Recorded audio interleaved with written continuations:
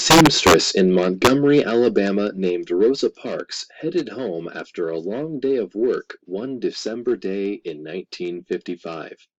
The 42-year-old African-American woman climbed aboard a city bus. Mrs. Parks took a seat and settled in for the ride home. The first 4 rows of all the buses in Montgomery were reserved for white people. African Americans had to sit in the colored section, which was usually in the back of the bus. Mrs. Parks was used to the ways of the bus system. She knew that African Americans could sit in the middle rows until the white section was full. Then they had to move to seats in the back of the bus. If there were no available seats in the back, African Americans had to stand. Sometimes they were even forced to get off the bus to make room for white people. On that December day, Mrs. Parks refused to obey the bus driver's order to give up her seat to a white passenger.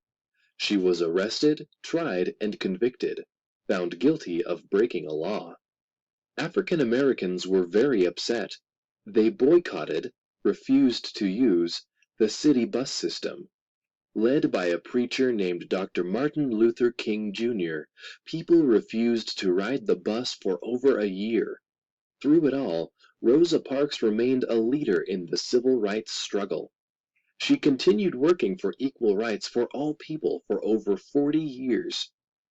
Rosa Parks is remembered today as the mother of the civil rights movement.